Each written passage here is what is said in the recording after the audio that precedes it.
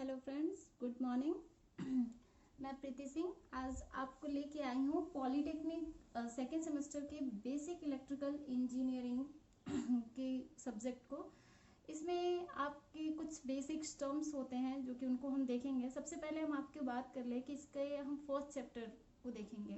First chapter आपका क्या है? Overview of DC circuit. जैसा कि मैंने आपको ये एक सिलेबस दिया है कि फर्स्ट चैप्टर के आपके बेसिक इलेक्ट्रिकल में क्या क्या चीज़ें हैं वो आपको जानना बहुत ही ज़रूरी है।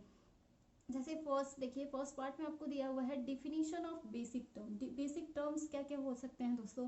करंट हो सकते हैं, ईएमएफ हो सकते हैं, पोटेंशियल डिफरेंस हो सकते हैं, कैपेसिटर हो सकते हैं, रेजिस्टेंस हो सकते हैं।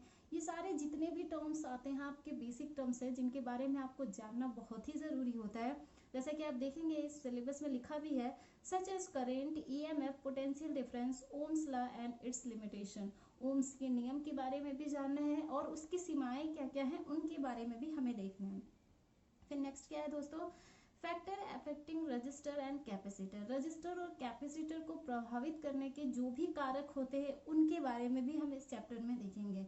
Then sample problem on series and parallel combination of resistor with their voltage consideration. और इसी के साथ साथ हम क्या देखते हैं कि कैपेसिटर और रजिस्टर के कुछ सीरियल और पैरेलल इक्वेशंस बनाए जाते हैं जिनके बारे में हम देखेंगे कि कैसे वो इक्वेशंस बनते हैं और कैसे हम उन्हें उनसे कोई सर्किट सॉल्व करते हैं। ठीक है दोस्तों, ये आपके फर्स्ट पार्ट है। देन सेकंड पार्ट में आपके क्या आते हैं? Application of Kirchhoff current law and Kirchhoff voltage law.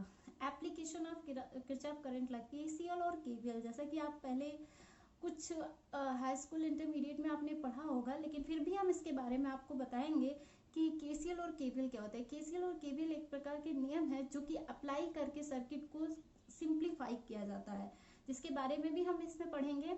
Then star delta connection. Star delta connection क्या होता है दोस्तों? कि स्टार को डेल्टा में कन्वर्ट कर सकते हैं और डेल्टा को स्टार में कन्वर्ट कर सकते हैं। ये कन्वर्जन का प्रोसेस है जिसको भी हम आगे पढ़ेंगे।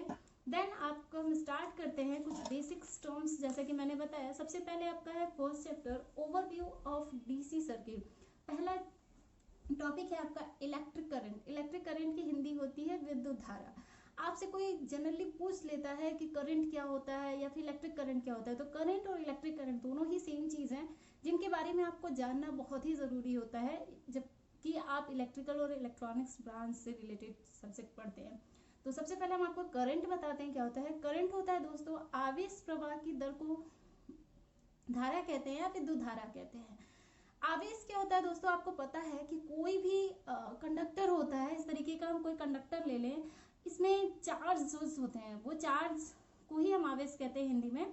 वो चार्ज कहते हैं कि ये आपका अगर कंडक्टर है तो इस नोड पे हम मान लेते हैं कि प्लस क्यू का चार्ज है और इस नोड पे हम मान लेते हैं कि माइनस क्यू का चार्ज है। प्लस माइनस इसी तरह के होते हैं। तो इसमें जो फ्री इलेक्ट्रॉन्स होते हैं उनके कारण जो चार्ज उत्पन्न होते हैं, उनके कारण जो चार्ज उत्पन्न होते हैं उसी को हम क्या कहते हैं? करंट कहते हैं। जैसा कि मैंने आपको डिफिनेशन भी बताया दोस्तों कि आवेश प्रवाह की दर को हम क्या कहते हैं? विद्युत धारा। देखिए जैसे मैंने यहाँ पे लिखा है, किसी चालक पदार्थ में आवेश प्रवाह की दर को विद्युत धारा कहते हैं। इसी के साथ तथा इसे आई से प्रदर्शित करते हैं। आई या तो वो स्मॉल आई होगा या तो कैपिटल आई होगा। ये आपको पता होना चाहिए कि करंट हमेशा स्मॉल आई या कैपिटल आई से प्रदर्शित किया जाता है। नेक्स्ट दोस्तों आगे लिखा है, यदि किसी चालक में Q कूलम आवेश t समय तक प्रभावित होता है तब चालक में प्रभावित विद्युत धारा I = Q/T। अब क्या कह रहे हैं दोस्तों कि कोई चालक, कोई कंडक्टर है जिसमें कि Q कूलम का आवेश है। ठीक है, पहले तो हम चार्ज नोटिफाइड नहीं किए थे, लेकिन अब हम चार्ज नोटिफाइड कर रहे हैं कि वो चार्ज क्या है? Q है और Q है और वो t समय में प्रभावित हो रहा है। t समय मतलब आपको टाइम भी दे दिया गया है कि t समय में प्रभावित हो रहा है। तो उसको हम किस तरीके से लिख सकते हैं दोस्तों? I = Q/T। Q क्या है? चार्ज। चार्ज को हम कहते हैं कूलम और T सेकंड, टाइम का यूनिट होता है सेकंड। या इसे हम कह सकते हैं पूरे करंट की यूनिट क्या हो सकती है? कूलम प्रति सेकंड या फिर एम्पियर। यूनिट का मतलब होता है दोस्तों मात्रक। आपको पता होना चाहिए कि करंट क्या होता है, करंट को हम किससे प्रदर्शित करते हैं और करंट का मात्रक क्या क्या होता है। ठीक है दोस्तों, आगे जैसे कि हम सभी जानते हैं कि चार्ज, जिससे हम चार्ज को डिनोट करते हैं Q से, वो होता है Q = Ne। अब ये Ne को हम क्या करेंगे? जो I = Q/T है, इस Q की वैल्यू को हम पुट कर देंगे। तो दोस्तों यहाँ पे I is equal to NE/T हो जाएगा कूलम प्रति सेकंड या एम्पियर, जहाँ पे N क्या है, नंबर ऑफ इलेक्ट्रॉन्स है, एंड E क्या है, इलेक्ट्रॉन। E की वैल्यू आपको हमेशा याद होनी चाहिए 1.6 इंटू 10⁻⁻19 कूलम। ये वैल्यू आपको हमेशा याद होनी चाहिए। कभी कभार क्या होता है कि जब आप न्यूमेरिकल सॉल्व करते हो तो उसमें गिवन होता है, अदरवाइज अगर नहीं गिवन है तो आपको ये वैल्यू हमेशा याद होनी चाहिए। ठीक है दोस्तों, तो आपको विद्युत धारा करंट क्या होता है इसका डिफिनीशन मैंने बताया। आवेश प्रवाह की दर को हम क्या कहते हैं, विद्युत धारा। इसे हम I से प्रदर्शित करते हैं और इसका मात्रक क्या होता है दोस्तों, एम्पियर होता है। ये चीजें आपको हमेशा याद होना चाहिए। ठीक है दोस्तों, चलिए इसी के साथ हम सेकंड टॉपिक पे चलते हैं। सेकंड टॉपिक है आपका विद्युत विभव, जिसकी इंग्लिश मीनिंग होती है इलेक्ट्रिकल पोटेंशियल।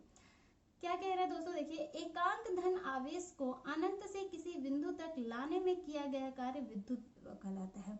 दोस्तों कहने का ये मतलब है कि कोई एकांक धन आवेश है, एकांक धन आवेश है जिसे कि अनंत से हम किसी बिंदु तक ला रहे हैं और उसमें जो कार्य हो रहा है उसी को हम क्या कहते हैं, विद्युत विभव कहते हैं। ठीक है दोस्तों, इसे हम कैपिटल V से प्रदर्शित करते हैं। इसका मात्रक होता है जूल प्रति कूलम या फिर वोल्ट। आपको समझना है दोस्तों कि विद्युत विभव क्या होता है, तो आपको बताना होगा कि कोई धन आवेश है जिसे अनंत से किसी बिंदु तक लाने में जो कार्य हो रहा है उसी को हम क्या कहते हैं, विद्युत विभव, और इसे हम V से प्रदर्शित करते हैं और इसका मात्रक क्या होता है, जूल प्रति सेकंड या फिर वोल्ट कह सकते हैं। जैसा कि आप देखिए, हम मान लेते हैं, माना यदि Q कूलम के आवेश को अनंत से किसी बिंदु तक लाने में किया गया कार्य W हो तो विद्युत विभव क्या होगा। देखिए Q कूलम, अब आवेश आपको गिवन है Q और कितने लिया, जो कार्य हो रहा है उसको हम क्या मान रहे हैं, W। तो हम क्या लिख सकते हैं दोस्तों, जैसा कि हमने आपको पहले ही बताया कि विद्युत इलेक्ट्रिकल पोटेंशियल को हम किससे डिनोट करते हैं, कैपिटल V से। तो V इज इक्वल टू कार्य जो हो रहा है और उसके अपान में जो चार्ज जा रहा है। ठीक है, तो क्या हो जाएगा, W/Q, जिसे हम लिख सकते हैं जूल पर कूलम या फिर हम इसे वोल्ट कह सकते हैं। चलिए नेक्स्ट आगे बढ़ते हैं। नेक्स्ट है आपका पोटेंशियल डिफरेंस। पोटेंशियल डिफरेंस क्या होता है दोस्तों कि विभवांतर, इसकी हिंदी मीनिंग होती है विभवांतर। देखिए विभवांतर यही होता ही है कि दो विभव का अंतर को हम क्या कहते हैं, विभवांतर। अब जैसा देखते हैं डिफिनेशन क्या लिखा हुआ है कि दो विभवों के अंतर को विभवांतर कहा जाता है। देखिए जैसा मैंने आपको अभी बताया कि विभवांतर का मतलब ही है कि अंतर या फिर दो विभव का अंतर। ठीक है, एवं इसे V से प्रदर्शित करते हैं। इसे भी दोस्तों हम V से प्रदर्शित करते हैं तथा इसका भी मात्रक क्या होता है, वोल्ट होता है। ठीक है दोस्तों, आप देखिए यदि दो आवेश पर विभव क्रमशः V1 तथा V2 है। अब कह रहा है कि जो आवेश है उसका हम विभव मान लेते हैं कि एक पे आवेश आपका V1 है और दूसरे पे आवेश आपका क्या है, V2 है। इसका अगर हमको विभवांतर पूछेगा तो हमको क्या निकालना होगा, V1 से V2 में जो डिस्टेंस, जो जाने वाला कार्य हो रहा होगा, इन दोनों का बीच का डिफरेंस, यानी V is equal to V1 minus V2। जैसा कि देखिए यदि दो आवेश पर विभव क्रमशः V1 तथा V2 है, तब दोनों आवेश के मध्य का विभवांतर क्या हो जाएगा दोस्तों, V is equal to V1 minus V2। ठीक है दोस्तों, आई होप आपको ये भी अच्छे से क्लियर हुआ होगा। चलिए नेक्स्ट आगे बढ़ते हैं। विद्युत वाहक बल का इंग्लिश होता है इलेक्ट्रोमोटिव फोर्स, जिसे हम शॉर्ट फॉर्म में कहते हैं EMF। ठीक है दोस्तों, अब EMF क्या होता है इसके बारे में भी हम जान लेते हैं। तो देखिए किसी चालक पदार्थ में इलेक्ट्रॉनों को एक स्थान से दूसरे स्थान तक ले जाने में जो विद्युत बल कार्य करता है। अब क्या कह रहे हैं, कोई कंडक्टर है, जैसे ये कंडक्टर है, मान लीजिए यहाँ पे ये हम नोड पे A मान लेते हैं और इस नोड पे B मान लेते हैं। हमें ये पता है कि जब कंडक्टर है तो इसमें फ्री इलेक्ट्रॉन्स होते हैं। तो अगर मान लीजिए यहाँ पे कोई इलेक्ट्रॉन है और इस इलेक्ट्रॉन को हमको इस जगह पे ले आना है, तो ये क्या हो रहा है दोस्तों, एक स्थान से दूसरे स्थान तक।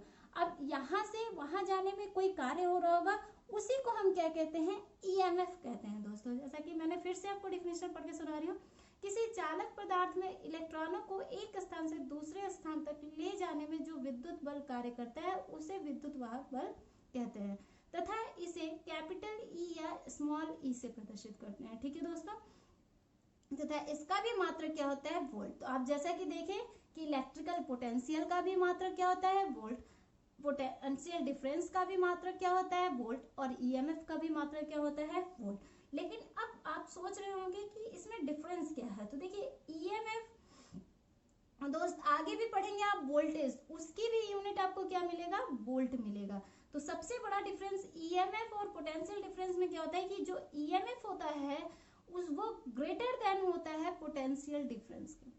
ठीक है दोस्तों, हमेशा याद रखिएगा कि ईएमएफ ग्रेटर देन क्या होता है? पोटेंशियल डिफरेंस के। चलिए आगे बढ़ते हैं। अब देखिए वोल्टेज।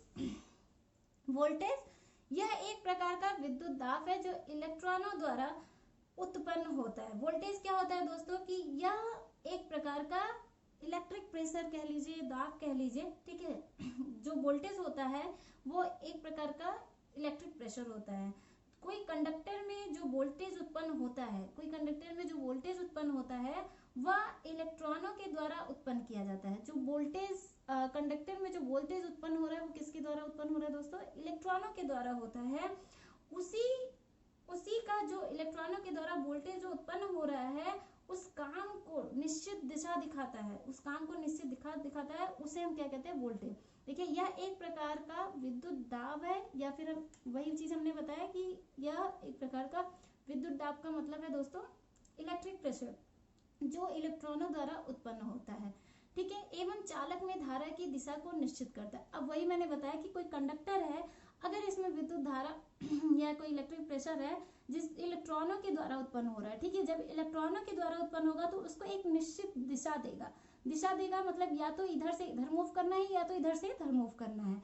उसी को हम क्या कहते हैं दोस्तों? वोल्टेज कहते हैं। इसे भी V से प्रदर्शित करते हैं तथा इसका भी मात्रक वोल्ट होता है। जैसे कि मैंने आपको पहले ही बताया कि voltage, electric potential, potential difference and EMF ये ऐसी चीजें हैं जिनका सेम मात्रक होता है, क्या वोल्ट होता है। ठीक है दोस्तों, चलिए आगे बढ़ते हैं। नेक्स्ट है आपका प्रतिरोध। प्रतिरोध क्या होता है दोस्तों? प्रतिरोध से आपको समझ में आ रहा होगा किसी चीज का विरोध करना, किसी चीज का विरोध करना, तो प्रतिरोध। जैसा कि देखिए यहाँ पे लिखा हुआ है कि किसी पदार्थ का वह गुण जो स्वयं में विद्युत धारा प्रवाह का विरोध करता है प्रतिरोध कहलाता है। स्वयं में विद्युत धारा का जो विरोध करता है, तो मैंने पहले ही बताया दोस्तों कि प्रतिरोध का मतलब है किसी चीज का विरोध करना। अब देखिए ये कंडक्टर है, ठीक है। इस कंडक्टर में फ्री इलेक्ट्रॉन होते हैं जिनके कारण चार्ज उत्पन्न होते हैं। चार्ज उत्पन्न होने का मतलब क्या है? करंट आता है। अब वो जो करंट पैदा हो रहा है उसमें जो रुकावट होगा, जो रुकावट होने के कारण वो बहने में दिक्कतें हो रही होंगी, उसको हम क्या कहते हैं? रेजिस्टेंस कहते हैं। ठीक है दोस्तों, आई होप आपको बहुत ही अच्छे से क्लियर हुआ होगा कि किसी पदार्थ का वह गुण जो स्वयं में विद्युत धारा प्रवाह का विरोध करता है उसे हम क्या कहते हैं? प्रतिरोध करते हैं। इसे कैपिटल R से प्रदर्शित करते हैं एवं इसका मात्रक क्या होता है दोस्तों? ओम होता है। और इसको हम इस तरीके से प्रतीक करते हैं। आप हमेशा देखेंगे रेजिस्टेंस का जब भी कोई सर्किट में या कुछ सिंबल होते हैं वो इस तरीके से प्रदर्शित किए जाते हैं। ठीक है दोस्तों, चलिए इसके बाद हम बात करते हैं प्रतिरोधकता की। प्रतिरोधकता क्या होता है? रेजिस्टिविटी। ठीक है, रेजिस्टिविटी उसकी प्रॉपर्टी होती है। जैसे रेजिस्टेंस एक मटेरियल है, जैसे हमने आपसे अभी बोला प्रतिरोध आपने पढ़ा तो आपने सीधे सीधे बताया कि वो क्या करता है? रुकावट, जो करंट बहता है उसमें रुकावट पैदा करता है, हम उसको क्या कहते हैं? रेजिस्टेंस कहते हैं। तो रेजिस्टेंस एक मटेरियल है और रेजिस्टिविटी उसकी प्रॉपर्टी है। तो देख लेते हैं उसकी प्रॉपर्टी क्या होता है। तो R is equal to rho L by A, जहाँ पे आपका रो क्या है? प्रतिरोधकता है, L क्या है? चालक की लंबाई, और A क्या है? अनुप्रस्थ का क्षेत्रफल। यहाँ से हम रो निकाल लेंगे दोस्तों। तो देखिए रो अगर इधर आ जाएगा तो ये A ऊपर चला जाएगा और नीचे आ जाएगा, तो क्या मिल जाएगा आपको? Rho is equal to R A by L। Clear हो रही है चीजें? अब देखिए दोस्तों, जैसा कि हम कहते हैं कि कुछ चीजें हम एज्यूम कर लेते हैं। जैसे मान लेते हैं कि जो अनुप्रस्थ का क्षेत्रफल की लंबाई है वो क्या है? 1 मीटर स्क्वायर, और L चालक की लंबाई भी हम क्या मान लेते हैं? 1। अगर दोनों 1 1 है तो उस कंडीशन में जो रेजिस्टिविटी होगी वो रेजिस्टेंस के क्या होगी? इक्वल होगी। क्लियर है दोस्तों? जो रेजिस्टिविटी होगी वो रेजिस्टेंस के क्या होगी? इक्वल। किस कंडीशन में इक्वल होंगी? जब आपका अनुप्रस्थ का क्षेत्रफल क्या होता है पहले तो ये देख लीजिए। जैसे ये कंडक्टर है, इसका जो एरिया है, इसका जो एरिया है इसको हम कहते हैं अनुप्रस्थ का क्षेत्रफल, और इस चालक की जो लंबाई है वो है आपका L। क्लियर हो रही है दोस्तों? तो वही कह रहा है कि अगर इसका क्षेत्रफल और लंबाई दोनों ही हम 1 मान लेते हैं तो उस केस में आपकी रेजिस्टिविटी रेजिस्टेंस के क्या होगी, इक्वल होगी। क्लियर हुआ दोस्तों। अतः एकांक लंबाई तथा एकांक आयतन अनुप्रस्थ कात्र क्षेत्रफल वाले पदार्थ का प्रतिरोध उसकी प्रतिरोधकता कहलाती है। देखिए जैसा मैंने अभी बताया आपको कि अगर एकांक लंबाई और एकांक आयतन, लंबाई भी 1 और आयतन भी 1, दोनों ही 1 हो तो उस कंडीशन में प्रतिरोध प्रतिरोधकता कहलाती है, दोनों ही इक्वल होते हैं, तुलना कर सकते हैं। इसे रो से प्रदर्शित करते हैं। इसका मात्रक ओम मीटर होता है। ठीक है दोस्तों, क्लियर है। प्रतिरोधकता क्या होती है, इसे हम रो से प्रदर्शित करते हैं और इसका मात्रक जो होता है ओम मीटर होता है। चलिए नेक्स्ट टॉपिक पे बढ़ते हैं। आगे है दोस्तों चालकता एवं विशिष्ट चालकता। चालकता एवं विशिष्ट चालकता को इंग्लिश में कहते हैं कंडक्टिविटी एंड सुपर कंडक्टिविटी, जिसमें क्या होता है दोस्तों देखते हैं, पहले पढ़ लेते हैं। किसी भी चालक पदार्थ का वह गुण जिसके कारण चालक स्वयं में विद्युत धारा प्रवाह की सहायता करता है चालकता कहलाता है। जैसे जैसे हमने बताया आपको कि कोई कंडक्टर है, अगर उसमें सप्लाई लगा दिया जाए, ठीक है दोस्तों समझिएगा, ये कंडक्टर है और इस कंडक्टर में कोई सप्लाई लगा दिया जाए तो जो पदार्थ का गुण होगा, इस कंडक्टर का जो गुण होगा वो स्वयं में क्या करेगा, विद्युत धारा प्रवाहित करेगा, और वो धारा जो प्रवाहित हो रही होगी उसी को हम क्या कहते हैं, चालकता या फिर कंडक्टिविटी। क्लियर हुआ होगा दोस्तों। फिर से बताती हूँ कि मान लीजिए अगर ये कोई कंडक्टर है और इस कंडक्टर में हम कोई बैटरी लगा के कोई सप्लाई दे देते हैं, तो जैसे ही हम सप्लाई देंगे इसमें क्या होने लगेंगे, धारा प्रवाहित होने लगेंगे, और जो वो धारा प्रवाहित हो रहे होंगे उसी को हम क्या कहते हैं, कंडक्टर कहते हैं या फिर चालकता कहते हैं। क्लियर है दोस्तों, कंडक्टिविटी सॉरी चालकता कहलाती है, तथा इसे कैपिटल जी से प्रदर्शित करते हैं। चालकता को किससे प्रदर्शित करते हैं दोस्तों, कैपिटल जी से। तथा पदार्थ का यह गुण प्रतिरोध का विलोम होता है। अब पदार्थ का वह गुण, जैसा मैंने आपको पहले ही बताया कि चालकता आपको समझ में आ गया क्या होता है, तो उसका जो प्रतिरोध होता है, प्रतिरोध वो हमेशा उसके क्या होगा, विलोम होगा। अतः चालकता को हम किससे प्रदर्शित करते हैं, जी से, तो हम लिख सकते हैं 1/r। अब विलोम का मतलब क्या हुआ दोस्तों, व्युत्क्रमानुपाती, तो G इज इक्वल टू क्या हो जाएगा, 1/r। रेजिस्टेंस के व्युत्क्रमानुपाती है तो G is equal to 1/r, या फिर हम इसको कह सकते हैं मोहो या ओम इनवर्स। चालकता का मात्रक महो या ओम इनवर्स होता है या फिर साइमन होता है। अब ये तीन आपकी चालकता कंडक्टिविटी के 3 यूनिट होते हैं, 3 क्या सेम है, सिर्फ आपको नाम डिफरेंस, जैसे हम कह सकते हैं ओम इनवर्स भी कह सकते हैं, महो कह सकते हैं या फिर साइमन कह सकते हैं। ये 3 अलग अलग यूनिट है इसके। नेक्स्ट आगे क्या है, G is equal to 1/r। ये आपने निकाला है अभी, यहाँ पे आपने बताया कि जो चालकता है वो प्रतिरोध का हमेशा क्या होता है, व्युत्क्रमानुपाती होता है। तो R is equal to rho L/A, तो यहाँ पे हम G इज इक्वल टू क्या लिख देंगे, 1/रो L/A, 1/रो इज इक्वल टू A/L। तो यहाँ पे जो आपका रो है वो किसके बराबर हो जाएगा, सिग्मा के बराबर हो जाएगा, जहाँ सिग्मा इज इक्वल टू 1/रो, ऐसा मैंने दिखाया है। अब देखिए समझ सकते रहे होंगे कि G is equal to 1/r यहाँ पे हमने निकाला है, और R की वैल्यू हमने पीछे अभी देखा था, तो रो L/A होता है, जहाँ पे हम इसको पुट करेंगे, और 1/रो को हम किससे प्रदर्शित कर सकते हैं दोस्तों, सिग्मा से। तो उपरोक्त सूत्र में सिग्मा को ही चालक तार की विशिष्ट चालकता कहा जाता है। अब जो ये सिग्मा है, जो 1/रो है, यही आपकी क्या है, सुपर कंडक्टिविटी या फिर विशिष्ट चालकता। तथा यह प्रतिरोधकता रो का विलोम होता है। यह प्रतिरोधक क्या होता है, रो का विलोम होता है। तथा इसका मात्रक क्या होता है, 1/ओम मीटर या महो ऑब्लिक मीटर होता है। देखिए 1/ओम मीटर कह सकते हैं, फिर महो ऑब्लिक मीटर कहता है। अर्थात सिग्मा इज इक्वल टू 1/रो, ये आपका फॉर्मूला आ जाएगा विशिष्ट चालकता का, सिग्मा इज इक्वल टू 1/रो महो ऑब्लिक मीटर। क्लियर हुआ दोस्तों। आई होप आपको ये सारी चीजें बहुत ही अच्छे से क्लियर हो रही होंगी। चलिए आगे पढ़ते हैं ओम्स का नियम।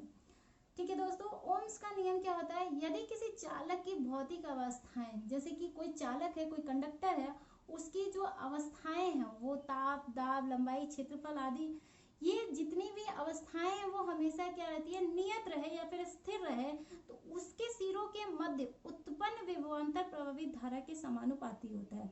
क्या कह रहे हैं दोस्तों, कि अगर कोई चालक है उसकी जो भौतिक अवस्थाएं हैं, ये कोई कंडक्टर है, इसकी भौतिक अवस्थाएं जैसे हम कह सकते हैं इसका टेम्परेचर, इसका प्रेशर, इसकी लंबाई या क्षेत्रफल, ये सारी चीजें आपकी हमेशा क्या रहे, कांस्टेंट रहे, नियत रहे, तो इनके मध्य जो उत्पन्न हो रही होंगी विभवांतर, विभवांतर आपको मैंने बताया, आपको विभवांतर क्या होता है, दोनों विभव का अंतर, ठीक है। जो विभवांतर प्रवाहित धारा की क्या होंगी, समानुपाती होंगी। जैसा कि आप देखेंगे समानुपाती क्या होता है, प्रोपोर्शनलिटी को बताता है, तो V प्रोपोर्शनल टू क्या हो जाएगा, I, जहां पे हम लिख सकते हैं V is equal to RI। तो यहाँ पे जो R है वो स्थिरांक प्रतिरोध, स्थिरांक कह सकते हैं या नियतांक कह सकते हैं, ठीक है। तो इस तरीके से भी हम लिख सकते हैं R is equal to V upon I, volt upon ampere, ohm. अब देखिए गणना के लिए अलग अलग नियम होते हैं, जैसे आपसे कोई करंट निकालने के लिए बोल दे ओम्स लॉ के नियम से ही, तो आप I is equal to V upon R करके निकाल सकते हैं, या फिर आपसे वोल्टेज पूछ लिया जाए तो आपको V is equal to IR करके निकाल सकते हैं, या रेजिस्टेंस पूछा जाए तो R is equal to V upon I। ठीक है दोस्तों, आई होप आपको बहुत ही अच्छे से क्लियर हो रहा होगा। इसके देखिए एक और डिफिनेशन है, जैसा कि साइंटिस्ट के द्वारा बताया गया, जैसे कि हम कहते हैं कि जो ओम्स लॉ है वो जॉर्ज साइमन ने 1826 में बनाया था। जैसे कि देखिए यहाँ पे लिखा भी है, सन 1826 में भौतिक वैज्ञानिक सर जॉर्ज साइमन ओम ने एक नियम का प्रतिपादन किया था, ये भी हमने डिस्कस किया। इस नियम के अनुसार यदि किसी चालक तार की भौतिक अवस्थाएं जैसे लंबाई, अनुप्रस्थ काट, क्षेत्रफल, तापमान, दाब आदि स्थिर हो तो चालक के सिरों के बीच का विभवांतर तथा चालक के बहने वाली धारा का अनुपात सदैव नियत रहता है। मैंने अभी अभी दोस्तों बताया कि इसको हम इस तरीके से भी डिफाइन कर सकते हैं, तो V upon I is equal to नियतांक, इसी नियतांक को चालक पदार्थ का प्रतिरोध कहते हैं। इस तरीके से लिख लिया दोस्तों।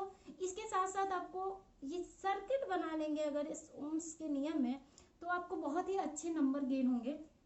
देखिए मैंने कुछ नहीं किया है, एक रेजिस्टेंस लगाया है, एक एमीटर लगाया है और एक वोल्ट मीटर लगाया है और एक बैटरी लगाया है, जिसके द्वारा करंट फ्लो होती है, तो ये आपको कैलकुलेट होती है कि एमीटर कितना, करंट कितना है और वोल्टेज कितना है, ठीक है। तो ये आपका एक परिपथ है जिसके द्वारा आप ओम्स के नियम को अच्छे से ही दिखा सकते हैं। नेक्स्ट आपका आता है ओम के नियम की सीमाएं, लिमिटेशंस ऑफ ओम्स लॉ। क्या क्या इसके लिमिटेशन होते हैं, इसके बहुत ही निम्नलिखित है। जैसे कि पहले देख सकते हैं कि ओम का नियम रेखीय अवयव पर लागू होता है। रेखीय अवयव का मतलब क्या होता है दोस्तों, लीनियरिटी की बात कर रहा है, कांस्टेंट, हमेशा। जैसे अगर हम कह ले कि करंट और वोल्टेज का अगर हमको कोई ड्रा करना है, तो इसका जो ये वैल्यू आएगी वो हमेशा क्या होनी चाहिए, कांस्टेंट होनी चाहिए। यही बात आपको बताई जा रही है कि ओम का नियम रेखीय अवयव पर लागू होता है। जैसे प्रतिरोध एवं नॉन लीनियर एलिमेंट पर ओम का नियम लागू नहीं होता।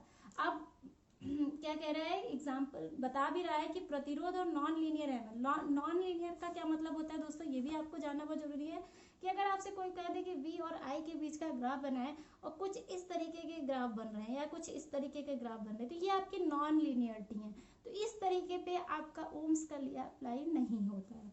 ठीक है दोस्तों, आई होप आपको ये पॉइंट बहुत अच्छे से क्लियर हुआ होगा। चलिए सेकंड बात करते हैं, ओम्स का नियम बाइलेटरल, द्विदिशिक कहते हैं अवयव, बाइलेटरल को हिंदी में द्विदिशिक कहते हैं, अवयव पर ही लागू होता है, यह यूनिलेटरल या एक दिशी अवयव पर लागू नहीं होता। अब क्या कह रहा है कि जो ओम का नियम है, जैसे बाइपोलर की बात करते हैं, यूनिपोलर की बात करते हैं, तो ये बाइलेटरल दोनों दिशा में काम करेगा, लेकिन एक दिशा की बात करें तो नहीं काम करेगा। ये ओम का नियम का दूसरा पॉइंट है। थर्ड क्या कह रहा है, बाई मेटालिक स्विच पर ओम का नियम पर लागू नहीं होता है। बाई मेटालिक स्विच क्या क्या हो सकता है, जैसे ऑटोमेटिक की बात करते हैं, जैसे प्रेस को ले लीजिए, प्रेस क्या है, बाई मेटालिक है। बाई मेटालिक का मतलब क्या हुआ कि प्रेस चलता है ऑटोमेटिक बंद हो जाता है, तो उसमें ओम्स के नियम आपके लागू नहीं होते हैं। सभी वैद्युत अपघट्यों पर ओम्स लॉ लागू नहीं होता है। कुछ और भी हैं जिनपे कि आपके ओम्स के नियम जो है लागू नहीं होते हैं। तो ये आपके जो हमने 4 अलग अलग पॉइंट बताए, आई थिंक आपको बहुत ही अच्छे से क्लियर हुए होंगे और बहुत ही अच्छे से समझ में आएंगे। अगर दोस्तों कोई भी प्रॉब्लम आपको लगती है तो प्लीज आप कमेंट